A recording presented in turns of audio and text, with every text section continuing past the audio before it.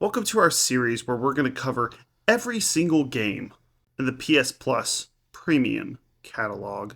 For the extra tier, there's about 659 games. Now they change them out frequently. In the premium tier, the current count is 1,134, so this is going to be a long series. But I'm excited to do this. The premium category has PS1 games, PS2, PS3, PS4, PSP. In each video, I'm going to cover a AAA game. In this case, we're going to do Uncharted 1, more indie game for this video, Cat's Quest 1, and then a classic game, so that we can mix up the videos a bit. I have AAA games, mid-tier ones, classic ones, indie ones, and give short reviews on each one as a way to broadcast to the world and show them the footage. Does this game look interesting to play? Also to give my own thoughts on it. So we're going to start with Uncharted 1. That's going to be the first game we're going to cover.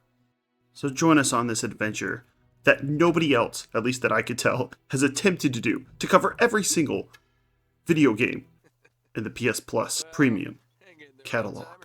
All these games are free as long as you pay $18 a month. Now, some are available for streaming and some are available for download and some are both. Luckily for us, Uncharted 1 is both. You can stream it or download it. So Uncharted 1 was released in November 19th of 2007 for the PS3. And I remember playing this game about 10 years ago, and it was a joy to play through in a game. It's an action-adventure game, heavily inspired by Tomb Raider. This is before they revamped Tomb Raider, so the older Tomb Raider games. And showcased the graphics, and also the cinemas that the PS3 was capable of at the time.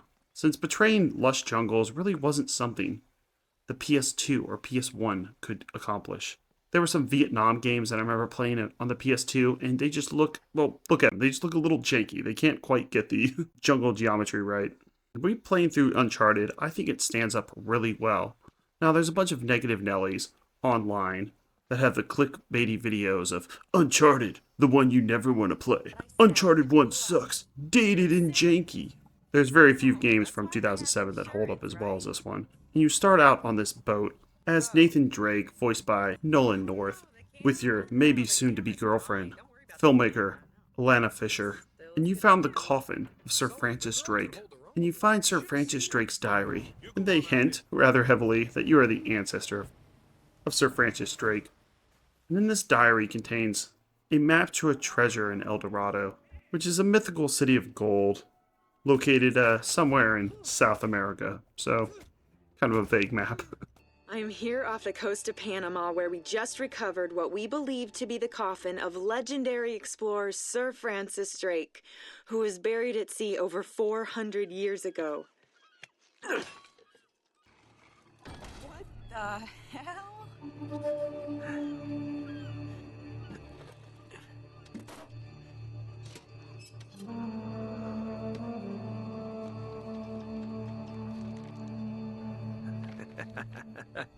You devil.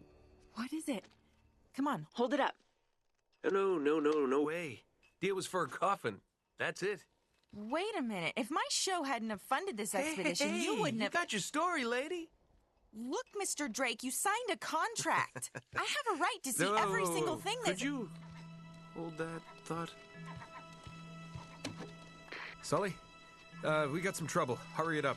Okay. What's going on? Pirates. Pirates? Yeah, the modern kind. They don't take prisoners. At least not male prisoners. Wait, what are you talking about? Shouldn't we call the authorities or something? Yeah, that'd be a great idea, but we don't exactly have a permit to be here. What? Yeah, so unless you want to end up in a Panamanian jail, we should probably handle this ourselves. Well, what's worse?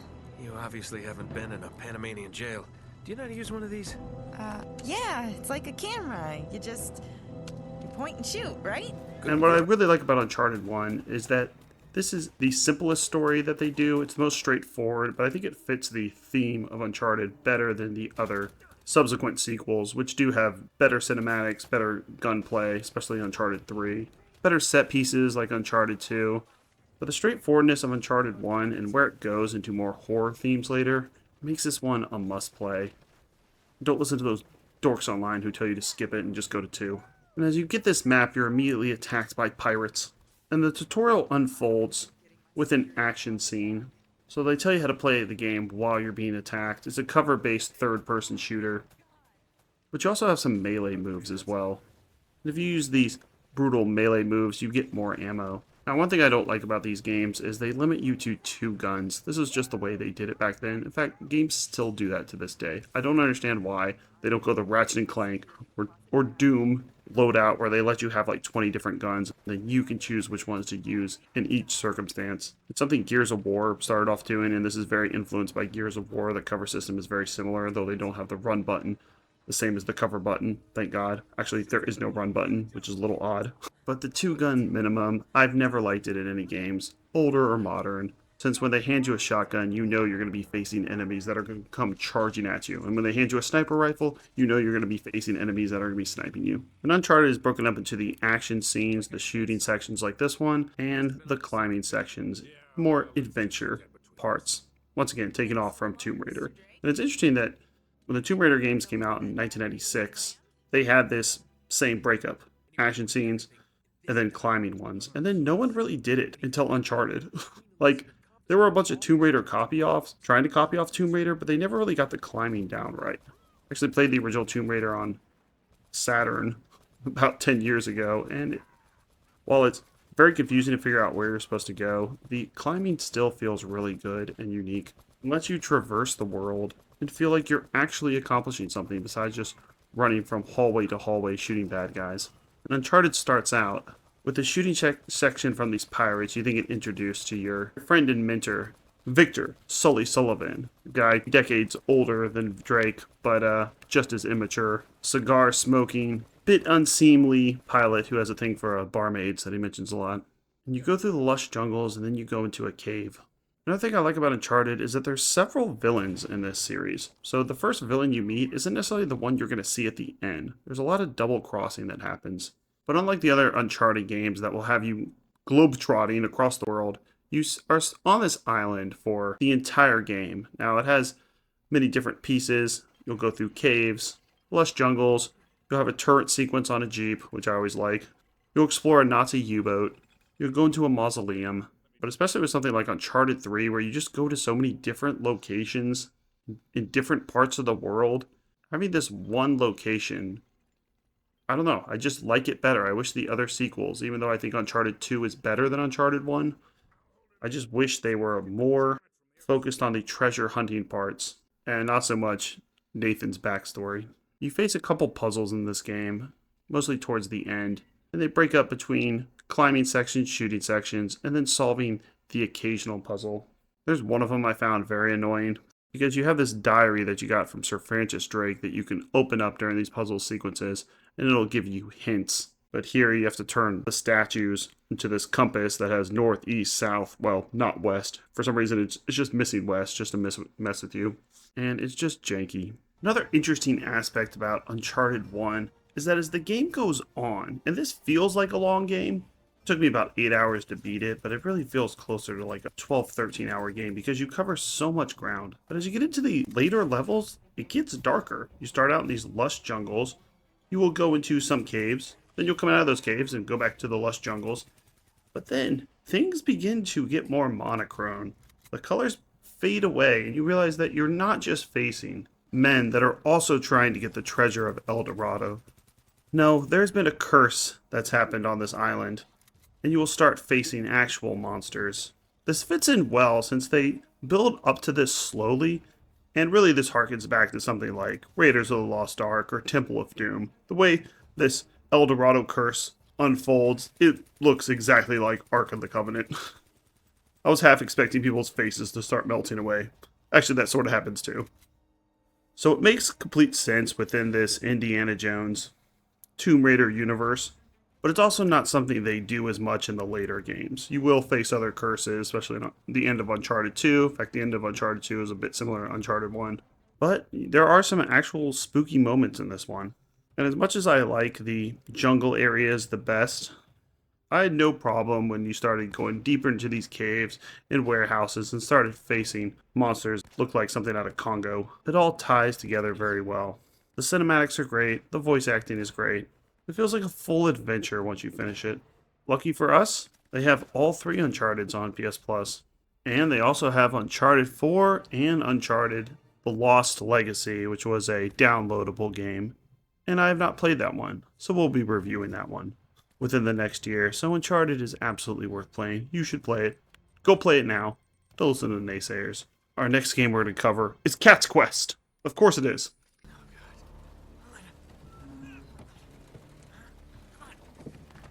You stand? You alright? Oh, Nate!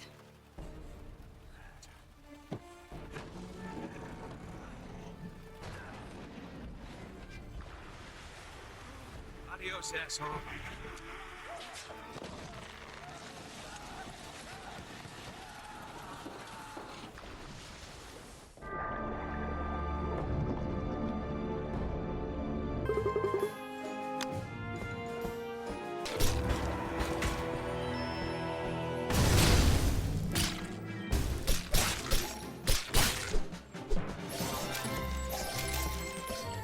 Yes, that's right. Our next game is Cat's Quest.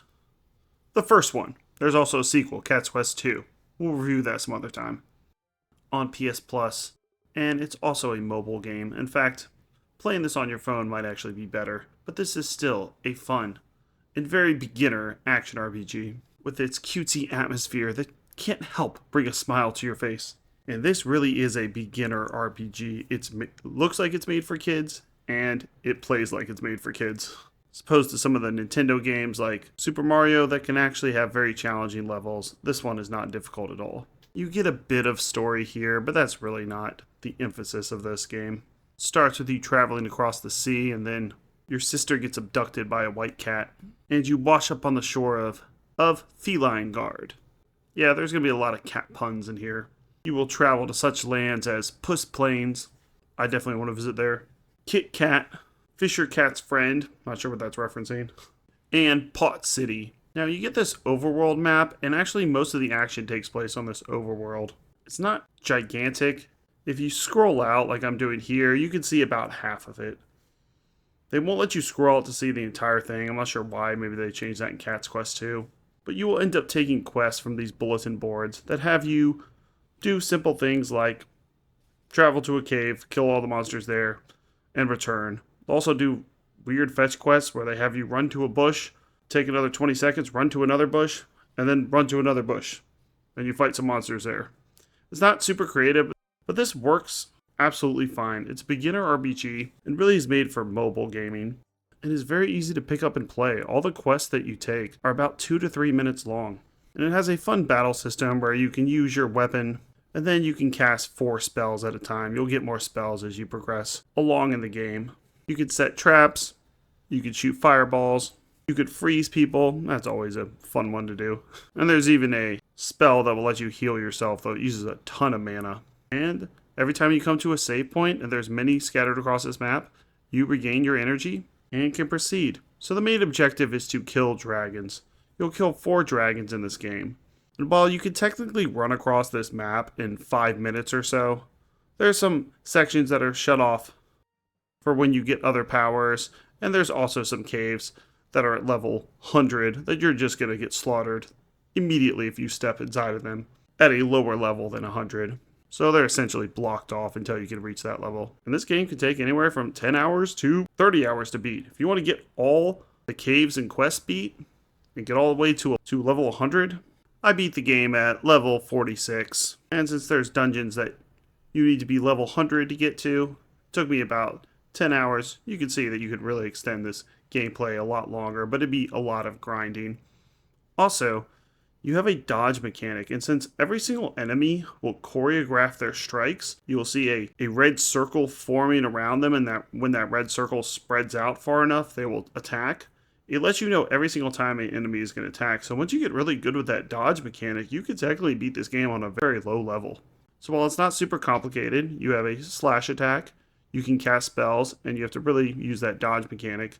As you progress in the game and get better equipment, you do feel kind of like a bad cat. And the combat never got stale. One thing I hope they change for Cat's Quest 2 is expanding the world. You just end up traversing the same areas over and over again, and there's tons and tons of quests that you can take from these bulletin boards.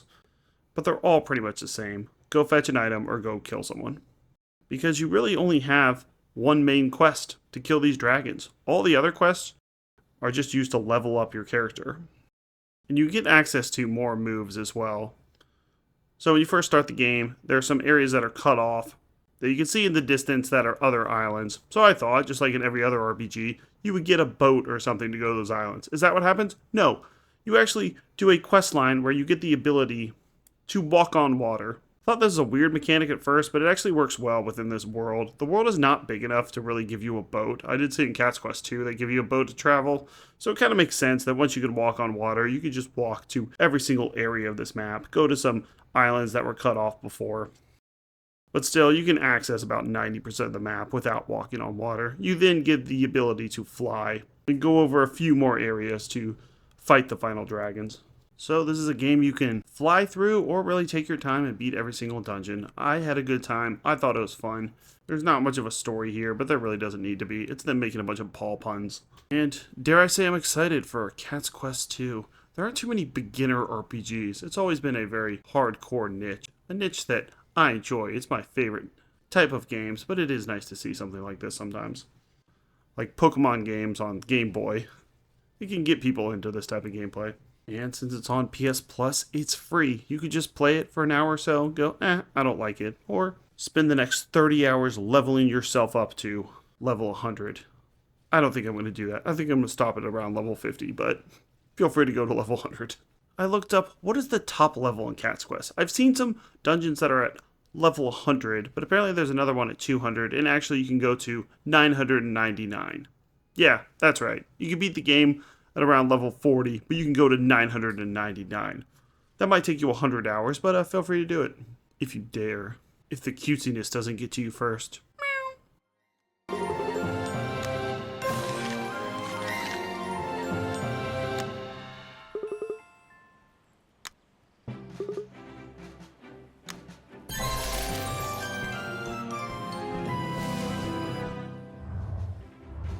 And that's it for this section of reviewing every single PS Plus game.